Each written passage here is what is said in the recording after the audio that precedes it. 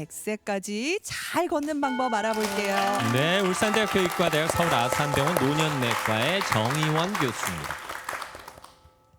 네, 안녕하세요. 정의원입니다. 네, 저는 노년내과 진료를 하고 있습니다. 노년내과에 대해서 생소해 하시는 분들이 많습니다. 주로 이제 어린이들은 소아과를 갑니다. 그렇죠. 이제 신생아라고 하면 반드시 소아과를 가야 될 겁니다. 그렇죠, 네. 그렇죠. 성인과는 많이 다르거든요. 노쇠가 있으시거나 또는 여러 가지 질환을 앓고 계신 분들, 특히 이런 질환이나 약들이 복잡하게 꼬여 계신 분들이라면 지금도 일반적인 성인, 젊은 성인과는 꽤 다르기 때문에 이제 이런 분들을 전문적으로 보는 영역이 노인과, 노인 진료 영역이라고 하는데 저희도 그런 진료를 하고 있습니다. 그러다 보니까 제가 주로 진료실에서 뵙는 가장 젊은 분들이 사실은 60대 분들이시고 제일 젊은 젊은 분들이 평균 나이가 한 79세 정도 요즘엔 나오시는데요. 이게 네. 79세요. 네, 이런 분들께 제가 항상 처음 뵈면 드리는 질문이 있습니다. 어떤 운동 하시나요? 이렇게 말씀을 드리죠. 뭐 어르신들은 대부분 뭐 걷기 아니면은 뒤쪽에 이렇게 뭐 높지 않은 산 등산 그렇게 얘기하시지 않나요? 그런 경우가 굉장히 많고요. 그렇죠. 90% 이상입니다. 아, 그러면 제 표정이 좀 안 좋아지죠. 왜요? 좋아지세요? 네. 아니 그렇게 운동하고 계시는데 안 좋아요? 네, 그래서 이제 그동안 이제 여러 가지 매체에서 걷기만 하셔도 충분합니다. 이렇게 교육들이 많이 또 이루어진 감들이 있습니다. 네. 근데 사실 걷기만으로는 충분치가 않고 또 우리가 이제 100세까지 사실은 100세까지 잘 지내려면 100세까지 걸을 수가 있어야 합니다. 그렇죠. 이게 그렇죠. 중요하죠. 더욱이 화장실 가는 것도 걸어야 갈 수 있는 예. 거예요. 그러려면 내 몸의 신체 기능이 유지가 되어줘야 되는데 아, 네. 이 신체 기능을 유지하기 위한 활동으로서는 사실은 걷기만으로는 좀 불충분합니다. 예, 그래서 걷기로는 부족하다고요. 네, 네. 그런데 실제 이제 WHO에서 이야기하는 이제 운동들이 좀 있습니다. 그 운동에는 걷기는 포함이 되지가 않고, 예, 걷기는 신체 활동이라고 생각을 하시면 됩니다. 운동이 아니라 그냥 기본적으로 네. 하는 신체 활동. 물론 이제 속보를 하신다거나 뭐 노르딕 워킹 이렇게 하시면 그것도 이제 중강도 이렇게 운동이 걷는 될 수가 노르딕 워킹. 있는데요. 네. 근데 정말 우리나라 사람들 사실 운동량 정말 부족하다는 게 어제 오늘 이야기가 아닙니다. WHO 세계보건기구에서는 일주일에 150분에서 300분 정도의 중강도 운동 또는 75분에서 150분 정도의 고강도 운동을 하셔야 된다 이렇게 말씀드립니다. 네. 중강도 운동은 자전거 타기, 탁구, 배드민턴 정도의 운동이고 숨도 약간 차고 땀도 좀 나야 됩니다. 저거 꽤 센, 저게 고강도 아니에요? 중강도입니다. 네, 최소한 이제 하루에 한 30분 정도씩 5일을 해야지 150분이 나오지 않습니까? 네. 고강도 운동은 운동할 때 말하기가 힘들 정도라고 이야기를 하고요. 막 이렇게 되는 거예요. 그렇죠. 그래서 숨이 할 달리기, 뭐 격렬한 수영 이런 것들인데요.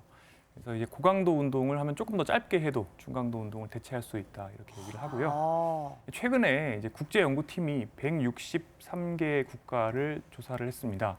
운동 부족 인구가 점차 늘어나고 있다 이렇게 네. 얘기를 하는데요. 특히 우리나라 사람들 운동 부족 인구 비율이 58.1%로 세계 5위가 되겠습니다. 세계 5위권이에요. 그러니까 가장 운동을 안 하는 나라의 아니 꼴찌에서 근데 5등인 거죠. 정말 앞에 있는 나라들을 보니까 어머 아니 앞에 있는 나라들은 네. 더운 나라들이어서 예. 사실 아. 운동하기 네. 힘든 여건일 수 있어요. 네. 네. 갑자기 좀 느낌이 달라요. 네, 우리 왜 우리나라가 이럴까요? 보통 경쟁하는 나라들은 아니죠. 네. 그래서 일본은 44.7%, 미국은 33.7%에 비하면 이제 우리나라 58.1%는 굉장히 심각한 수준이라고 볼 수가 있고요. 그러네요.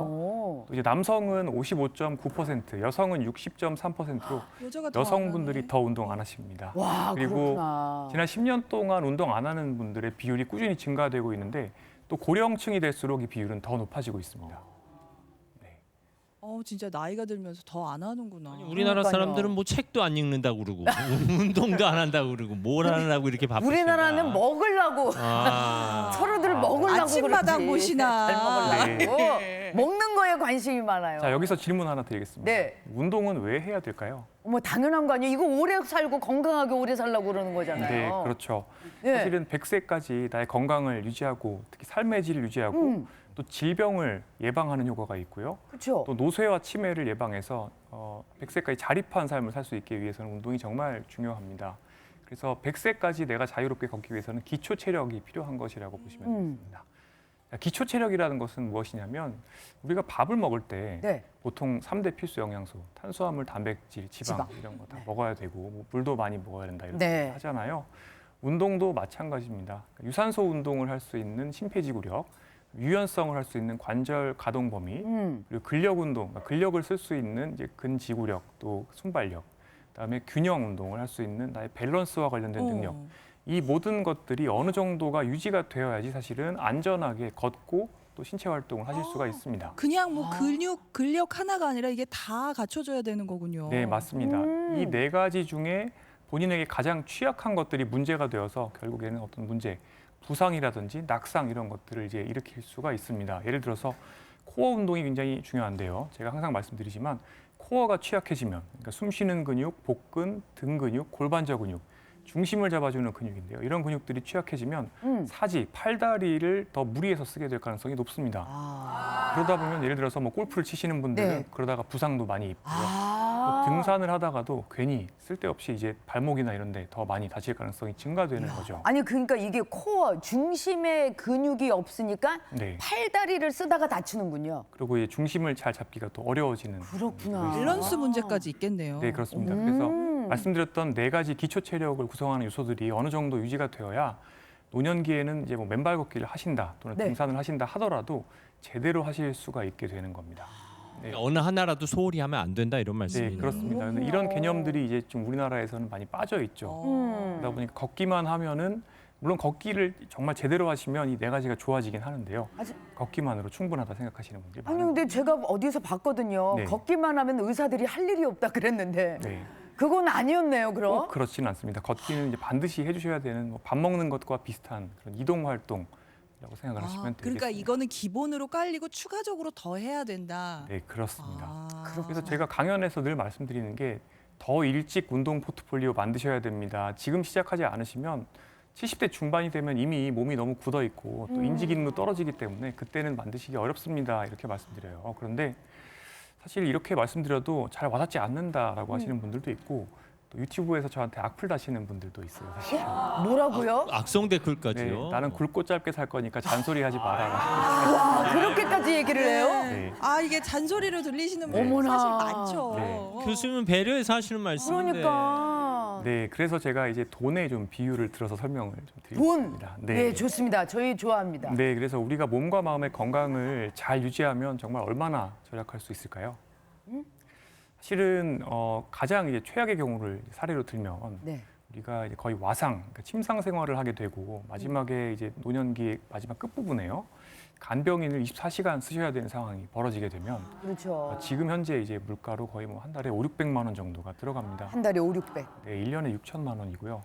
간병비가 최근에는 1년에 10% 이상 굉장히 빠르게 증가되고 있습니다. 네, 물가가 맞아요. 빨리 올라요. 그러다 보니까 정말 내가 지금 10억 있으면 뭐 은퇴할 준비 됐다 이렇게 생각하시더라도 마지막 10년, 20년을 이제 심상에서 보내시게 되시면 결국엔 그 돈이 이제 다 날아갈 수도 있는 거죠. 한 달에 우리가 간병비 이렇게 쓰는 게 6천만 원 정도를 계산해야 된다. 아, 만약에 1년에 24시간 돌보미가 네, 필요할 경우. 24시간 쓰시면요. 1년에 6천이래요. 네. 와. 이게 이제 뭐 최고치로 받으면 6천, 또 최저로 잡으면 뭐 4천, 뭐 네. 평균 5천, 뭐 이렇게 잡을 수도 있고. 와. 네, 그리고 최근 이제 한국은행 데이터를 보시더라도 이제 중위소득이 우리나라가 뭐 한 250만 원 정도 1인 가구 나오는데 네. 300만 원 이상을 이제 간병비로 지출한다 이렇게 장기요양보험 등급 받으신 분들 그렇게 말씀을 하고 있습니다. 또 하나가 의료비입니다. 건강보험공단의 자료인데요. 2020년 기준으로 한 해에 가구당 약 240만 원을 의료비로 지출을 하고 있습니다. 1년에 쓰는 돈이죠. 의료비용과 약물 처방에 대한 비용 다 포함한 것인데요. 이것도 내가 이제 보통 우리가 노화 궤적, 내가 어떻게 나이 드느냐에 대해서 70%는 생활 습관, 30%는 이제 운과 유전자다 이렇게 이야기를 하는데 네. 물론 이 운과 유전자는 어떻게 할 수 없지만 이 70% 생활 습관 관리가 안 되고 결국엔 중병을 앓다가 마지막에 이제 중환자실에서 돌아가시게 되시면 네. 사실은 큰 돈을 또 쓰시게 되실 수가 있습니다. 네. 아니 근데 잘 걸어 다니려면 그래 운동을 해야지 이런 생각만 했었는데 이게 막연했잖아요. 근데 돈으로 이렇게 환산을 해주시니까 네. 확 와닿는 거예요. 1년에 6천만 원. 그래. 그러면은 진짜 10억이 있더라도 이거 뭐 얼마 많이 못 쓴다는 생각도 들고 사실 중환자실 비용도 꽤 드는 거죠. 꽤 들죠. 그러니까 뭐 거의 요즘에는 본인 부담금 기준으로 하루에 뭐 거의 100만 원씩 올라가는 그입니다. 네, 그래서 일단은 기능을 우리가 유지하는 게 굉장히 중요하다라고 생각을 하고 있고 세계보건기구에서는 사람의 내재 역량을 유지해야 된다. 그래서 스스로 자립한 상태로 삶의 질을 유지하는 게 잘 나이 드는 것에 가장 중요한 목표가 된다라고 이제 이야기를 하고 있고요. 이 기능 저하를 막기 위해서 특히 이제 몸과 마음의 건강 상태를 유지하기 위해서 가장 중요한 게 사실은 이제 운동입니다. 운동. 네. 그냥 6천만 원 절약하려면 운동을 미리미리 해야 된다. 그렇죠. 뭐 이렇게 네. 생각하시면 교수님 돼요. 그러면은 계속 운동을 강조하셨는데 도대체 네. 어떤 운동을 어떻게 해야 되는 거예요? 네, 이게 또 중요한데요. 네. 사실 그렇죠. 그동안 이제 아침마당에서도 많은 선생님들께서 나오셔서 어떤 운동 하셔야 됩니다 말씀 주셨지만 사실은 답이 정해진 답이 없습니다. 사람의 대사 과정과 생애 주기에 대한 이해가 조금 있어야 어떤 나이에 어떤 운동을 좀 더 많이 해야 되는지 이런 것들을 이해를 할 수가 있습니다. 이 대사 과정이라는 게 사실은 내가 먹은 에너지, 그다음에 내 몸이 쓰는 에너지, 그다음에 남는 에너지를 어떻게 저장하고 사용하는지 이런 과정들을 말씀을 드리는 건데요. 네.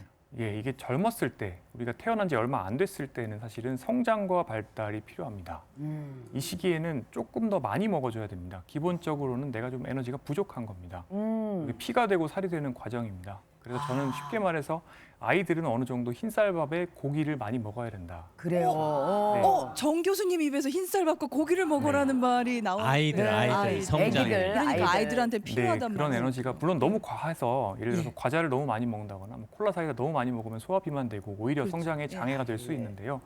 어느 정도는 충분한 에너지가 필요하고요. 네. 그러다가 이제 보통 30대 정도가 되면 이제 호르몬도 조금 수치가 줄어들게 되고 남성 호르몬, 여성 호르몬 줄고 성장 호르몬도 줄고 기초대사량도 줍니다. 그렇기 때문에 우리 몸에 남는 에너지가 쌓일 가능성이 높습니다.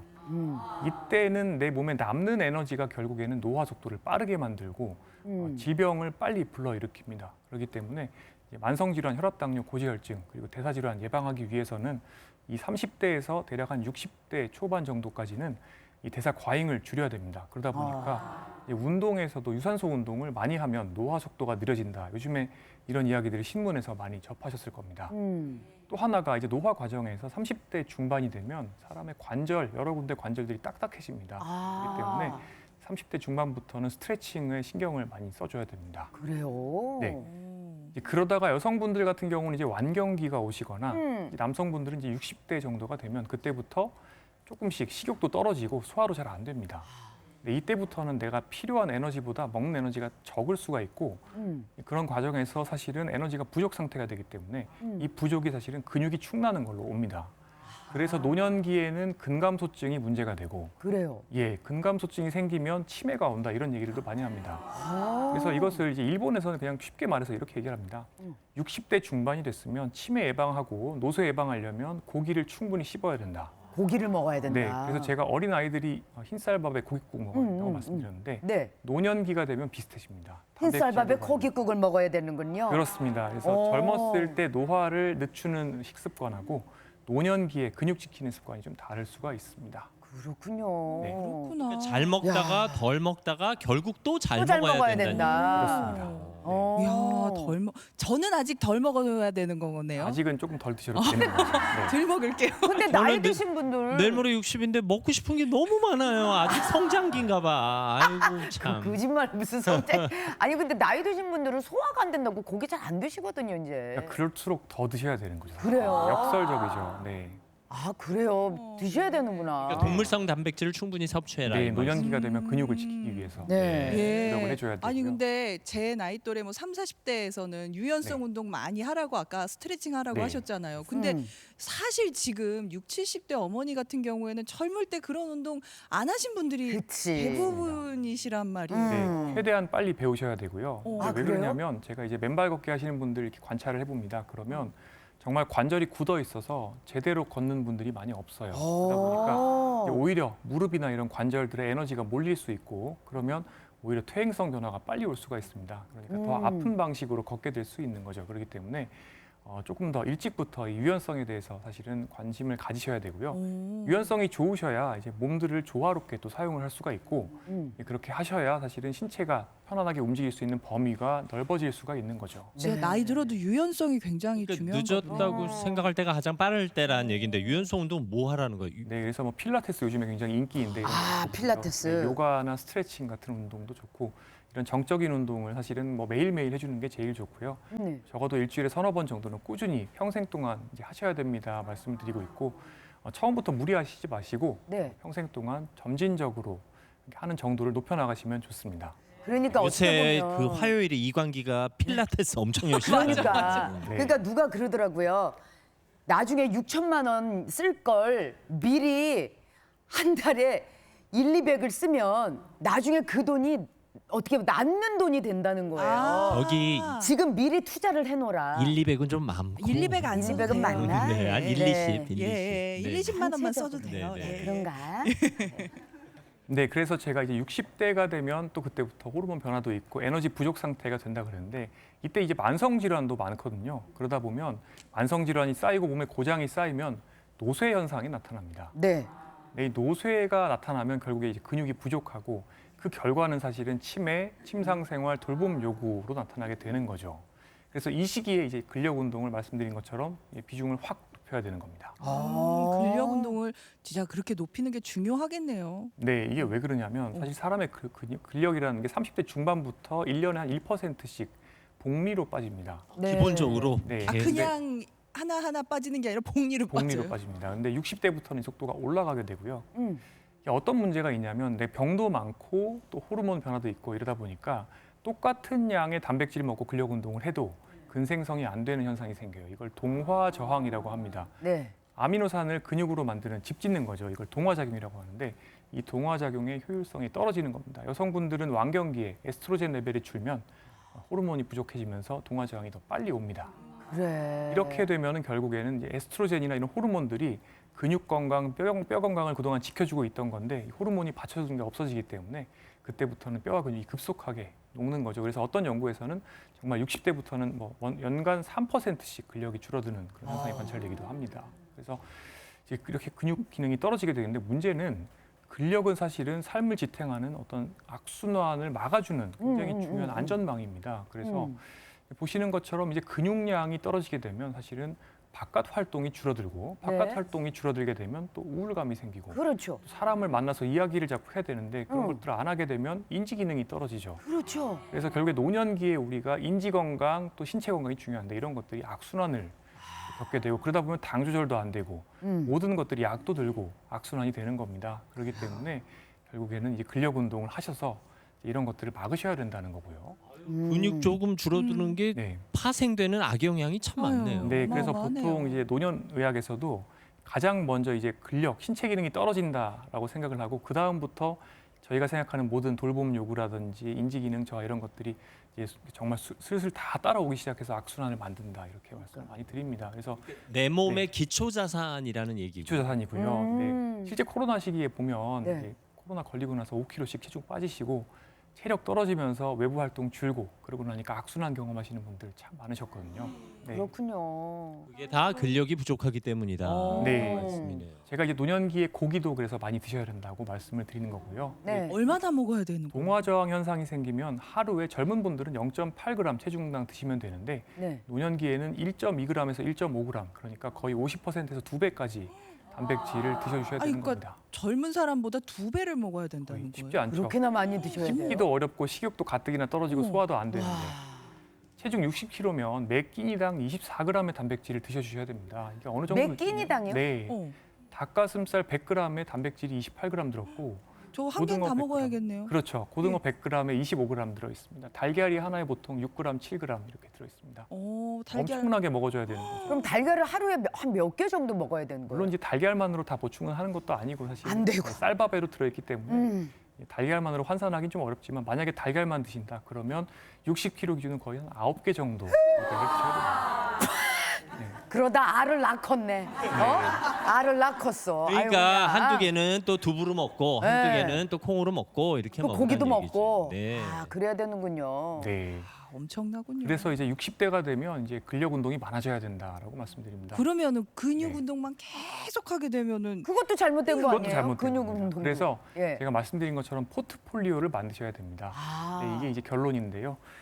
하루에 한 7, 8천 번 정도 걷는 거는 정말 밥 먹듯이 하셔야 되는 겁니다. 네. 여기에 더해서 이제 유산소 운동, 중강도, 고강도 운동을 이제 매일 30분 정도 해주셔야 되고요.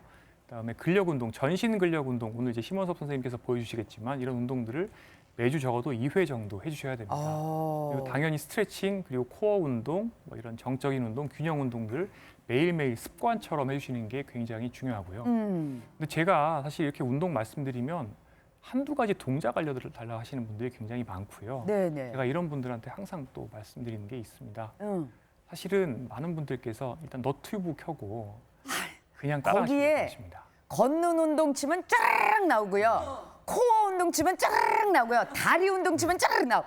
그것만 따라하면 사실은 제가 그랬어요. 야, 그럼 트레이너 선생님 필요 없겠다. 요것만 보고 하면 되지. 그게 그렇지가 그런 분들 않습니다. 많지 않나요? 저희가 오늘 심원섭 선생님 모신 이유도 그래서입니다. 네. 사람마다 체질이 달라요. 근골격 시스템의 특성도 다르고 과잉과 결핍이 다르기 때문에 너튜브 보고 하시면 불균형이 오히려 심화되고 나한테 편한 방식으로 운동을 하게 됩니다. 그렇기 때문에 사실은 전문가한테 의견을 듣고 점검을 받고 운동을 체계적으로 배우시는 게 굉장히 중요합니다. 그렇군요. 저 같은 경우도 옛날에 달리기만 했는데 이제 그러다가 상당히 이제 목 디스크로 고생을 많이 했던 적이 있어요. 달리기를 하는 게 달리기 하시다가 목 목 디스크요? 디스크가 네, 스트레칭을 너무 안 하고 근력 운동 또 균형도 안 맞다 보니까 그랬던 건데요. 그러셨구나. 그래서 심원섭 선생님께 그 이후에 운동을 배운 다음에 지금은 많이 나아졌습니다. 운동도 그러시군요. 처방을 받으라 말씀이시죠. 네, 그래서 음. 건강운동관리사 또 운동지도사분들, 생활체육지도사 이런 분들께 다양한 운동들 점검받고 또 배우시는 게 굉장히 중요합니다. 뭐 요즘은 보건소만 가도 운동 처방해 주시는 경우가 있더라고요. 맞습니다. 이제 비용 부담이 되시면 보건소 가시거나 또는 국민체력백 같은 이제 국민체력진흥공단에서 하고 있는 이런 운동 서비스를 통해서 점검도 받고 또 처방도 받아보시면 좋겠습니다. 네. 오늘도 또 운동하란다. 네. 그렇죠. 맨날 운동하라는데. 그러니까요. 예. 네. 6천만 원 안 쓰려면 운동해야죠. 그러니까요. 네. 네. 자, 그래서 오늘 또 선생님께 질문이 도착을 했습니다. 올해로 68세인데요. 네. 갱년기 때 찐 10kg이 아직도 안 빠집니다. 그런데 나이 들어서 하는 다이어트는 위험하다는 말 들었거든요. 저는 어떻게 해야 할까요? 하긴 하셨습니다. 갱년기 때 살찌는 거 그러려니 했다가 시간이 지나도 안 빠지면 고민 되시겠네요. 맞아요. 맞습니다. 그래서 너무 체중만 보지 마시고요. 네. 60세 이상이 되면 정말 어떤 의학적인 문제 때문에 살 조정해야 되는 게 아니면 웬만하면 체중 빼지 마십시오 아, 얘기합니다. 그래요? 체중 빼면 보통 근육부터 빠지거든요. 아. 네, 그래서 체성분을 보시고 몸의 대사적 특성을 보시면서 의사 선생님과 상의해서 목표를 잡으신 다음에 그다음에 천천히 체중을 빼시되 특히 이제 체성분, 그러니까 근육을 늘리고 지방을 줄이는 방향, 특히 복부 지방을 조정하는 방향으로 천천히 조심해서 하시는 게 좋겠습니다. 그러니까 몸무게가 많이 나가도 체지방률이 적당하면 괜찮다 이런 네, 말씀이시죠. 그리고 노년기에는 사실 안전한 체중이라는 게 조금 더 올라가기 때문에 약간 비만한 것은 오히려 또 사망률 예방에 도움이 되기 때문에 네. 너무 이 젊었을 때 체중에 집착하실 필요는 없습니다. 아유, 교수님 어쩜 말씀을 이렇게 조분조분 잘하세요. 그러니까요. 그냥 조근조근 다 맞는 그러니까. 말만 하시고. 나도 2, 3년 있으면 노년 내 거 가야 돼. 네. 아, 그래요? 그만 좀 얘기하세요. 아니 그러니까 이렇게 미리미리 친숙해놔야 그러니까. 된다 이런 얘기지. 네, 이런 네. 얘기. 네. 아직은 안 돼요. 아유 오늘 친절한 수업 감사합니다 교수님. 네, 고맙습니다. 네.